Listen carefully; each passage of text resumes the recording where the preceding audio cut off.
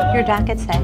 Black Patsy. I want to know what that means. Did you ever hear of Patsy Ramsey? You know who Patsy Ramsey is? Crazy stage mom. All dance moms have an inner Patsy. I certainly wouldn't want to be compared to Patsy Ramsey. Insulted, pain, hurtful. For maximum picture quality, it may be necessary to adjust the tracking control on your VCR. With Christmas right around the corner, I thought it would be fitting that we would talk about JON Ramsey and her mom Patsy Ramsey as an extreme stage parent. Now, I've been seeing article after video after video after article coming out again this week talking about JON Ramsey and new evidence in the case. It has been nearly 30 years since little 6-year-old JON Ramsey was found the day after Christmas in the basement of her parents' Boulder, Colorado home. Joining me now is her father, JON Ramsey. And I just think that it's interesting that this comes out every single Christmas around this time, and that they say that there is more new evidence in the case and that it's just about to be solved, and nothing ever gets solved. My wife, Patsy, wanted her to have an unusual name, and so she took my first and middle name, John Bennett, and made her name JON. She was very proud of the fact she was named after her dad. She was very extroverted, like her mother, and liked to sing and dance and put on little plays for us at home. And You know, if we could just go back, I know it's been many, well, decades, but if we could just go back to that day, December 26th, 1996, can you just bring me through the timeline of that day? And I'm hoping, fingers crossed, that something actually comes of this, because I don't want to speculate on this case, and I think that it can be very damaging to speculate on this case, especially I hear speculations towards the mom, the dad, the children, and it's just kind of counterproductive, I feel like, until there's any cold, concrete evidence. well, we had scheduled to leave that morning early to meet my older children in Michigan for a second Christmas celebration. And so we got up early, and Patsy found a ransom note on the stairway leading to our kitchen that you have your daughter. And a very shocking moment. There were the questions about the handwriting. There were questions about where it was placed, that it was in that black circular stairwell, that only people that were familiar with your house may have known that that was usually the stairs that you used between the bedrooms and the kitchen. I know they asked both you and your wife, Patsy, for handwriting samples. What was determined? Well, we had to write that horrible note, full, thoroughly, left-handed, right-handed. The legend in the media migrated to Patsy likely wrote the note, which was absolutely false. They did find an unidentified palm print. Most importantly, the police retrieved unidentified male DNA from her clothing. So far, all the evidence just says that it wasn't the parents, but honestly, we do not know, and I just would like to hear a solution to this case. But they said that they're going to be doing more DNA testing, so fingers crossed. So we believe there's movement, positive movement. They did send off some crime scene samples for additional testing. What we've asked them very clearly and singularly to do is use the latest DNA technology, which is called Investigative Genetic Genealogy, IgG. It was first used by a technology-focused police department of California that identified the Golden State Killer, 40-year-old cold case. And using IgG, they found him and convicted him. And there's been, maybe 15 or 20 old cold cases that were solved using this IgG.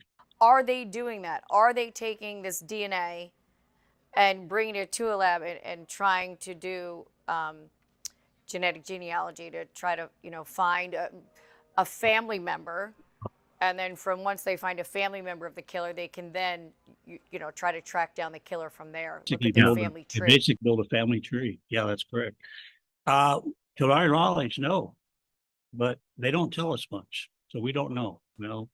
I really believe the case can be solved uh, with the latest technology. Hopefully we can possibly see justice to JonBenet Ramsey's case at some point, especially before her father passes. But what I do want to say is this is not a speculation as to somebody being guilty, but I do want to say that Patsy Ramsey is one of the most disingenuous, inauthentic people, and she reads on camera as such. So I'm not surprised that so many people speculated against Patsy as being involved in this, just because she's so disingenuous, she's so inauthentic, and she's so performative on camera.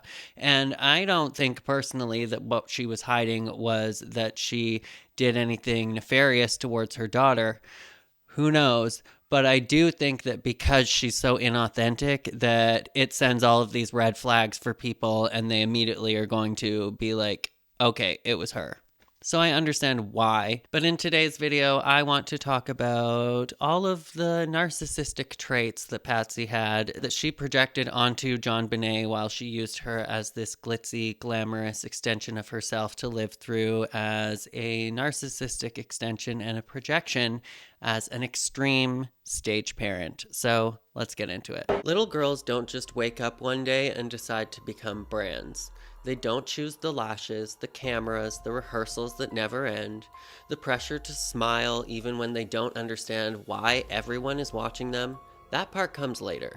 That part comes from the adults, from mothers like Patsy Ramsey, who dressed her daughter like a miniature adult for the stage before the world ever even learned her name. These aren't just stories about fame and privilege and wealth, but they're stories about identity being molded too early, about boundaries blurred until they disappear completely, and about what happens when a parent's ambition quietly becomes a child's entire reality. To understand why Patsy Ramsey is remembered not just as a beauty pageant mom, but as the most infamous stage mother of all time, you first have to understand who she was before the world ever learned her daughter's name.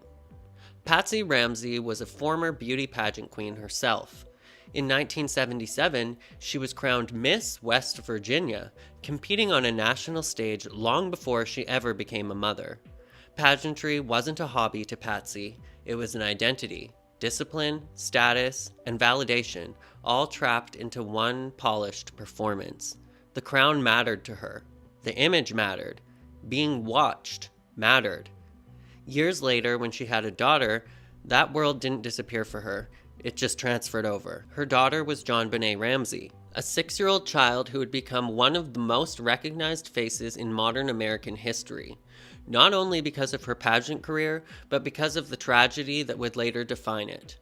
But before the headlines, before the investigation that never ended, JonBenet was a full-scale child beauty queen, and Patsy was the architect of it all. JonBenet didn't try pageants. She was launched headfirst right into them. By the age of 4 years old, JonBenet was already competing in regional and national child beauty pageants, and not casually, like hardcore, intensively. She held titles including Little Miss Colorado, Little Miss Charlevoix, America's Royal Miss, National Tiny Miss Beauty. This is a competitive schedule, just like the kids on Dance Moms. Like, she was training, she was traveling, her mom was costuming, choreography, hair, makeup, and presentation.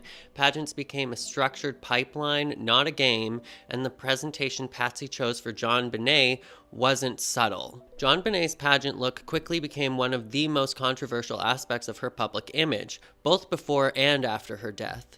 At just 5 and 6 years old, JonBenet was regularly presented with full adult makeup, heavy eyeliner, blush, red lipstick, spray tans, bleach blonde hair, flippers, which are like those cosmetic fake teeth that they use in child pageants or like with old child actors back in the day. And it's basically just a piece of plastic that goes over your teeth to make it look like you still have teeth, or to make your baby teeth look bigger and whiter. Since last time y'all seen Alana, she got a new flipper. Who did it used to belong to? Remember that it belonged to Amber Brooke? Our hair makeup artist said it was her 3-month-old granddaughter that had it. Put some old man's glue in it. Is it in right? She would also put her in gown-style costumes modeled after adult showgirls and beauty queens. This wasn't a cute dress-up. This was a miniaturized adult glamour put onto a child.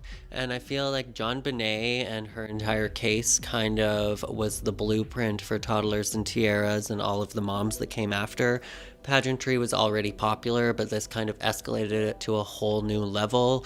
Similar to what we saw with Dance Moms, like we had that Single Ladies viral video with Autumn Miller, that sprung into the idea to create Dance Moms, and Dance Moms escalated the whole entire competitive dance world to a completely more exploitative world that everybody just accepted because they saw it on their TV screens, and eventually people just accept what they see. We've seen it time and time again. Now, I know a lot of these things may not seem so crazy today hearing this, but that's because of what I just said. After we see things over and over and over, we just get conditioned to them, they become normalized, and people just accept that. But at the time, it was incredibly scandalous that on home videos, JonBenet was performing jazz routines with an adult theme to them and burlesque-style struts and pageant walks modeled after adult contestants.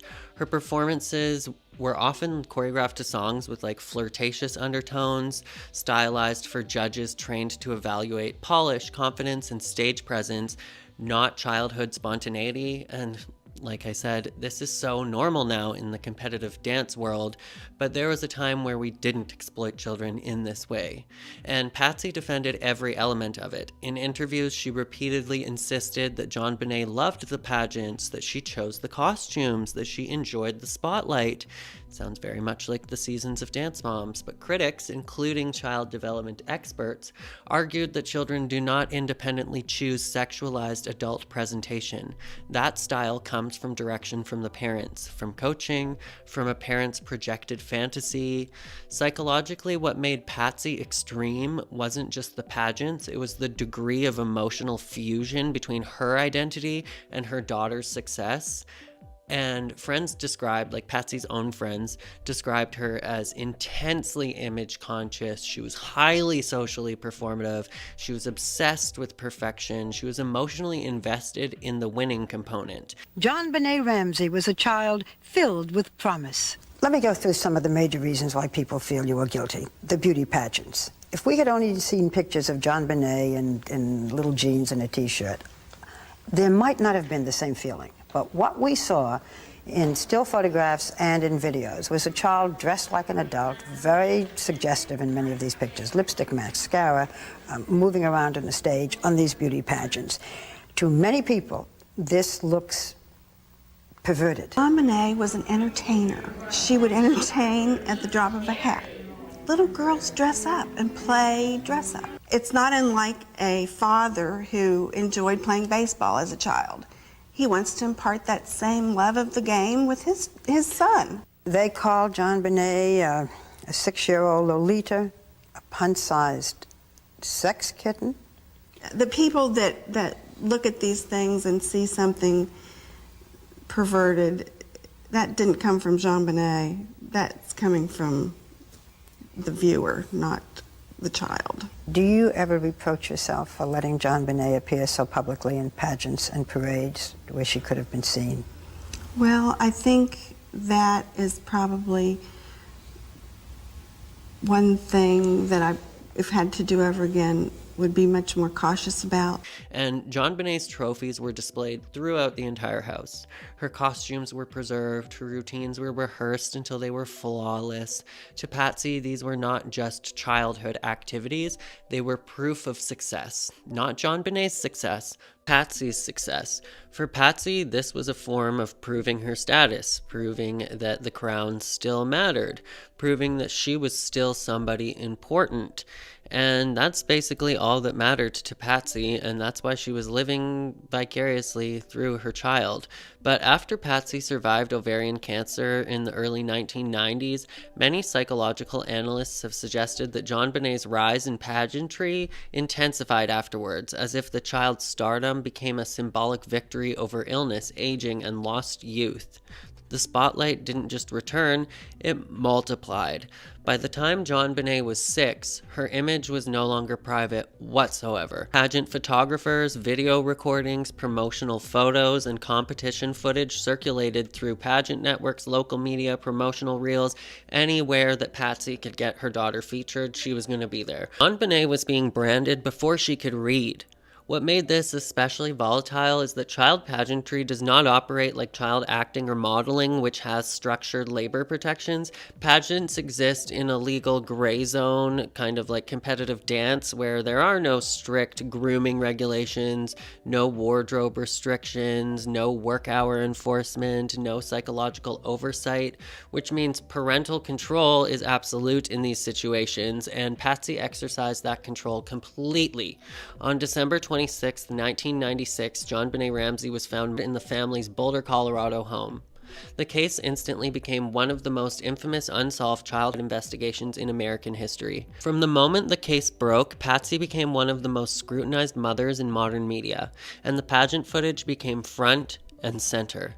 Night after night, the public saw images of a 6-year-old in sequins, heavy makeup, pageant gowns, adult-style stage routines. Suddenly, what had many calling ambitious parenting before became the subject of intense moral debate.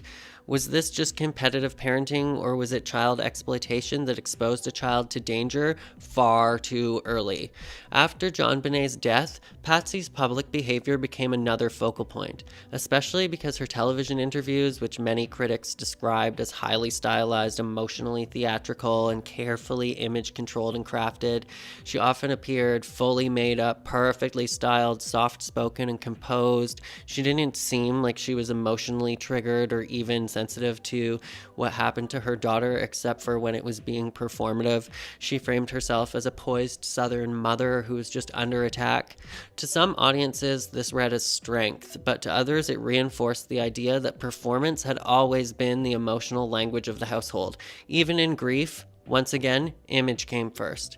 Patsy Ramsey is considered an extreme stage mom, not because she entered her daughter into pageants. She's considered extreme because JonBenet was styled as an adult before she was even losing her baby teeth. And like I said, this doesn't sound too crazy today by regular 2025 standards, but back in 1990, this was definitely a big deal. Competition was constant for her. It was all the time, and she was only like 5-6 years old. Her image was fully manufactured. The hair, the makeup, the costume, the posture, the performance, the emotional stakes for Patsy appeared inseparable from JonBenet's success. They were fully enmeshed. Her daughter's identity was publicly defined almost entirely through the pageantry, and there were no visible boundaries between childhood and performance, no boundaries between mother and daughter.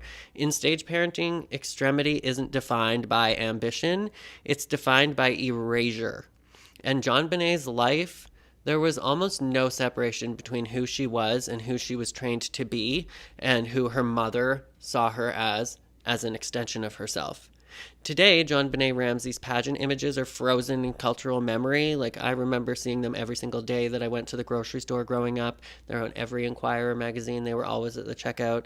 They're repeatedly replayed in documentaries, in true crime series, in courtroom reconstructions, in news retrospectives, and in the most recent months, there's been multiple stories that have broken about new revelations in this case as well. And every time those videos play, so does the question, was JonBenet ever allowed to be a child in private? Or was she always on stage, even at home?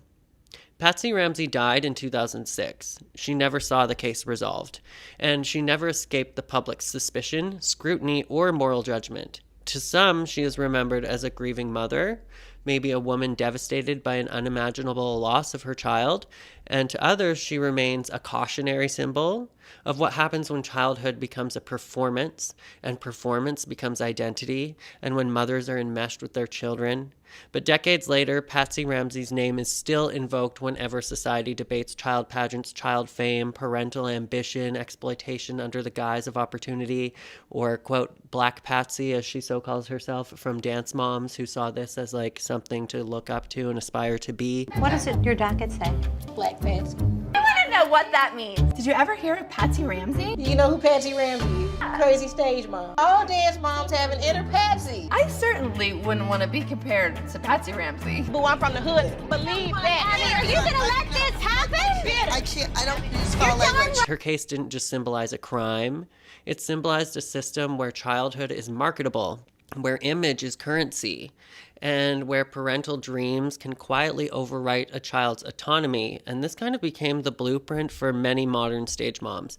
Patsy Ramsey did not invent stage parenting, but her legacy became its darkest mirror. We are the product of our parents' unresolved issues. Patsy, the child, became a mirror of lost youth and status, a way to reclaim the crown through another body. A child taught that who they are is never enough, never, never. The only thing that matters is who they become for others. You're pretty smart. You have pretty teeth. Thank you. Yeah. Tell me if you noticed this. It would be kind of easier to talk without my teeth. What are you talking about?